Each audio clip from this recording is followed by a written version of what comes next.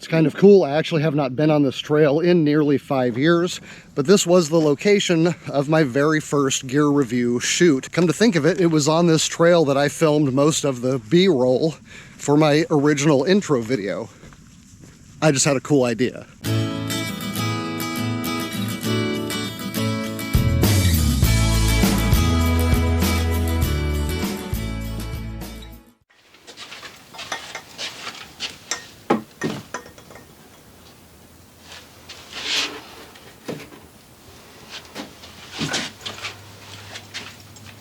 Hey, it's Doug with Backcountry Pilgrim, and I am very excited because today marks the 5th anniversary of this channel. 5 years ago today, I stood right here in this makeshift studio with that background or some pieces of it behind me, and I started recording. Now, the first video that I ever posted was the Sunday afternoon's hiking hat video, a video that I shot on this really cool trail in Folsom, California. I actually re-hiked that trail recently, and it got me to thinking, what am I gonna do for my 5th year anniversary, because it's coming up.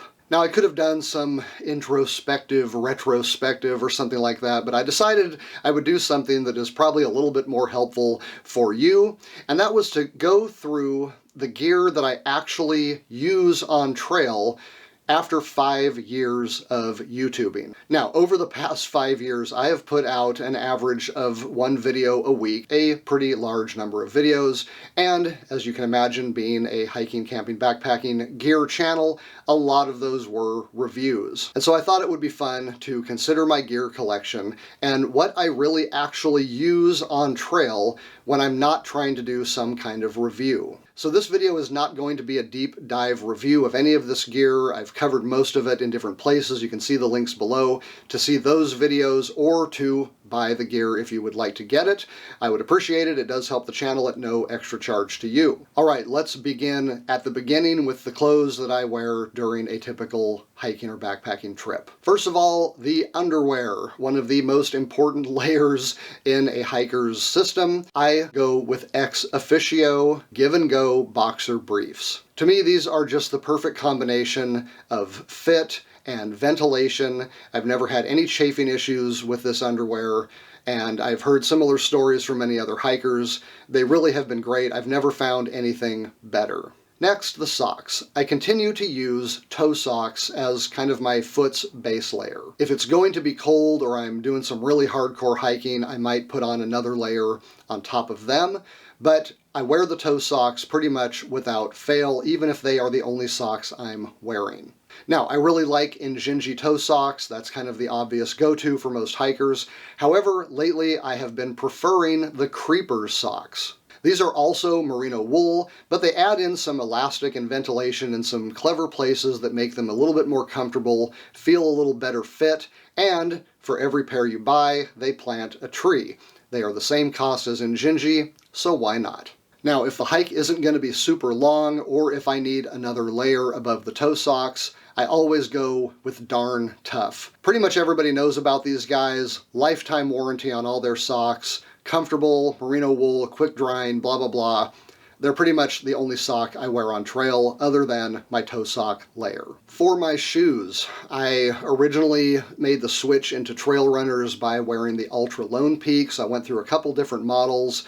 By the time the Lone Peaks got up into the 4.5 range, I kind of stopped liking them. I have now completely switched over to Topo Athletic. They're not quite as wide, which works better for my feet, and they have much better Vibram soles. Right now, my favorite pair are the Pursuits. That is Topo's zero drop shoe. So it's kind of the answer to the Ultra Lone Peak. I find them to be quite a bit better. For pants or shorts, I like both, but realistically, given my aversion to sunlight and bugs and other elements, I typically wear pants even though they're not quite as comfortable as shorts. To facilitate switching back and forth in case I want to, I am still a big fan of these zip-off convertible pants, and the ones that I have switched to from my Columbia Silver Ridge are the REI Sahara. Although there are some trade-offs either way, the REI Sahara's extra zipper that zips down the leg, allowing you to switch back and forth between pants and shorts without having to take anything off, including your shoes, is a game changer and the clear winner for me. Up top, I generally will wear a sun hoodie. Now, I've got several of these. I like all of them, but my favorites right now are from Outdoor Vitals. I'm kind of torn between the turn and the altitude. I like them both. It really just depends on how hot it's going to be, but a sun hoodie is my current base layer. After that, I always carry a puffy coat for insulation and a rain layer.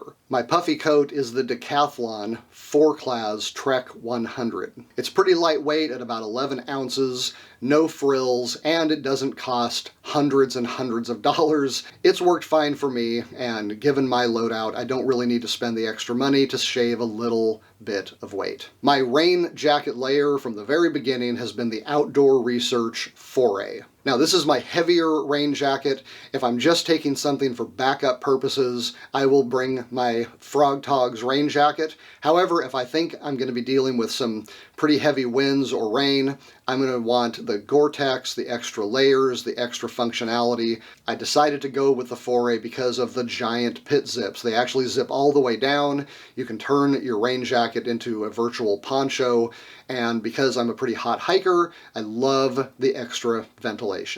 I'm still a huge fan of the Buff. I try to carry one of those with me at all times. And for up top, I still prefer the Outdoor Research Sunrunner cap.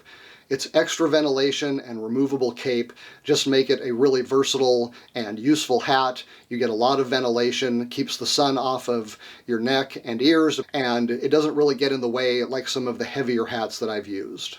Alright, moving on to the big three. What is my go-to backpack? Well, that one is actually kind of difficult. I have quite a few. I can be kind of picky with my packs. So I started thinking, alright, if I had to get rid of everything I had in the way of backpacks and only keep 2 or 3 for very specific purposes, what would I keep? Right now, my favorite backpack is the Chicken Tramper Ultralight backpack, the one that just came out in 2024. I did a review on it. It's basically everything I want in a backpack, nothing that I don't, and there is not very much of a weight penalty for all of its functionality. However, if I am going to need extra space because of having to carry a bear can or multiple nights, or maybe it's a colder wintry trip and I need extra layers, I'm going to go with my Durston Gear Kakwa 55. It doesn't sound that much bigger, but that is actually just the internal volume, so it's more like a 70-liter pack, and it weighs the same as my 40-liter packs.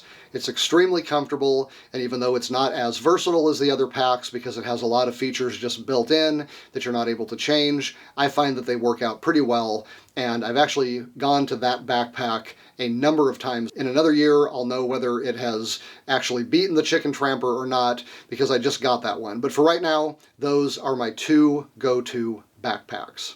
For a day pack, by the way, I am still rocking the Waymark Mile. Unfortunately, Waymark closed its doors this year. That was very sad. I wish I would have known it was happening because I would have bought a couple more miles.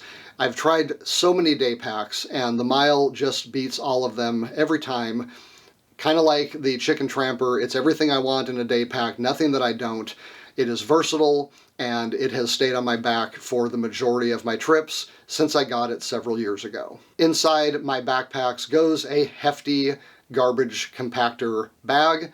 That is basically what I use as a dry bag to protect the things that can't get wet. One of those things, of course, is going to be my sleep system.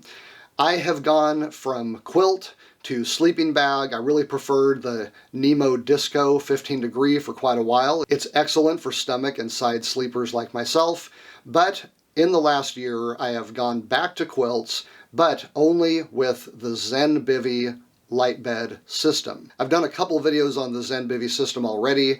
It is just absolutely the top for comfort, and now that they have an ultralight version of their system, that has been the only thing I have taken with me ever since it came out. The one part of the Zen Bivy system that hasn't won me over quite yet is the pillow. I am still a bigger fan of the Nemo Philo. For me, it's just the right size and the right features. I do like Zen Bivy's pillow. It's quite a bit larger, and I just haven't quite worked it out to where it is exactly the right comfort level for me. So for now, I'm sticking with the Nemo Philo. Now, when it comes to shelters, they are very trip dependent.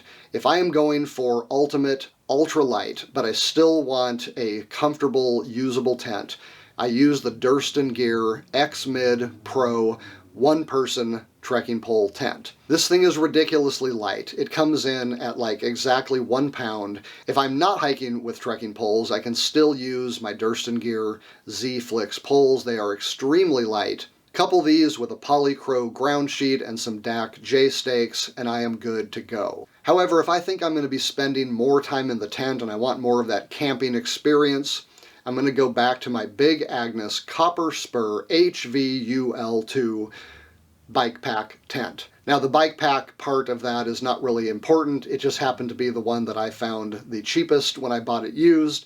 But overall, I think the Copper Spur is the most luxury and functions you can get in one of the lightest weight tents. When I am using that tent, I will usually just go ahead and bring the footprint that I got for it, and I don't worry about weight. I'm just going for function and comfort. That is the tent I go to.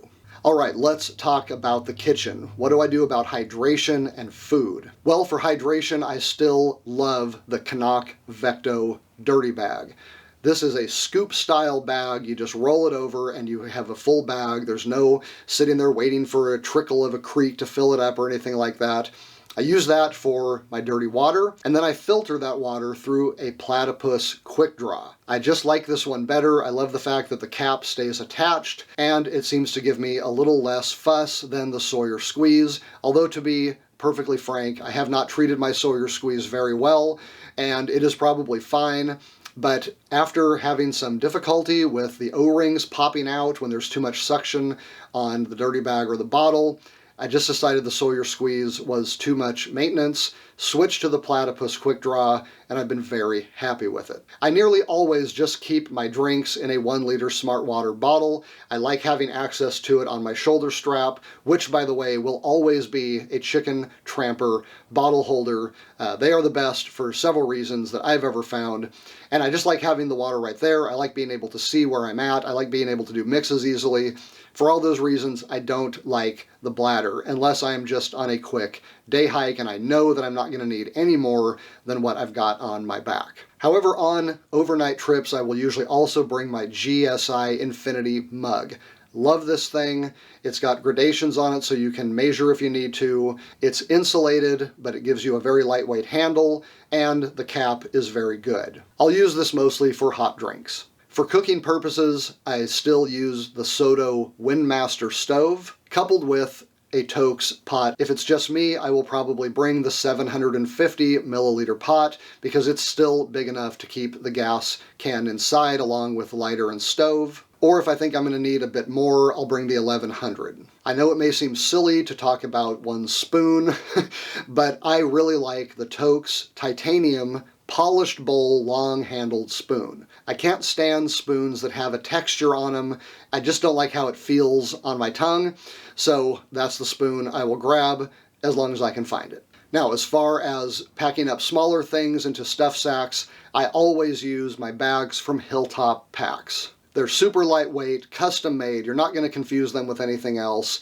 They are clever with their spoon stashes and their battery indicators. They're just awesome. Ben McMillan and his team are fantastic. Hilltop is the only company I go to when it comes to getting food bags, stuff sacks, or anything like that. Speaking of things to put in stuff sacks, let's talk about the poop kit. Although I have a number of really cool trowels, my go-to is the Packed Ultralight Kit. This is basically a trowel that comes with a removable handle, and inside that handle are dehydrated wet wipes that are eco-friendly, as well as pellets that help degrade everything so that it goes into the ground better. The trowel is great, and I just like having it all in one place. As far as some of the more gadgety type things, I still carry my Eurosherm umbrella. It goes by other names depending on the brand. I think right now the most popular is the Six Moon Designs Light Flex. They're basically all the same, but it's just an ultralight umbrella that has saved my trips on more than one occasion. I also should mention that I try to never go outside for an extended period of time without a bug net. I don't really get bit by mosquitoes very often. I just don't have the right blood type, I guess. However, they do tend to kind of swarm me, and that drives me crazy. Having that layer between me and the bugs really makes the trip a lot more pleasant, and once you get used to it, you don't even really know it's there. For a knife, I still love my Essie Izula 2. This is a very lightweight knife. I can take it with the scales on or off, super sharp, super tough. It's never let me down, and it just feels good to have more of a substantial knife when I'm in the backcountry than a little tiny Swiss Army knife. When it comes to electronics, this might surprise you, but my go-to headlamp has actually remained the Vaunt Spark. This is a very inexpensive headlamp, and when I did a headlamp comparison video, I was shocked at how well it performed. The Vaunt absolutely creamed all of my ultralight rechargeable headlamps, and at less than 3 ounces with the batteries, who really cares? I'm a lot more concerned about having light when I need it than having 1 or 2 fewer ounces in my pack and have to be worried that my light isn't going to last the night. Now, when I am hiking with trekking poles, I will use my Get Out Gear goat sticks. There's nothing particularly impressive about them except that they tick all of my boxes. They're carbon, they are very low weight, they've got cork grips with foam secondaries, and snap locks. That is pretty much what I want in a trekking pole, and right now, they're the best ones that I have. Alright, that is the gear that I actually use after 5 years of YouTube gear reviews. I'm going to tag my friend Mark at Trail and Back Again. He started about the same time that I did, and we have maintained a very good friendship for years. So Mark, I want to hear what you're actually rocking on the trail after 5 years of YouTubing. Finally, I just want to thank all of you for watching these videos. I have a ball making them, and it makes me so happy when people get something out of them and enjoy them. If you like this, you know what to do. Give the video a like and subscribe to Backcountry Pilgrim if you're into hiking, camping, backpacking, and the gear that goes with it. Until next time, I am Doug, and as always, thank you for watching.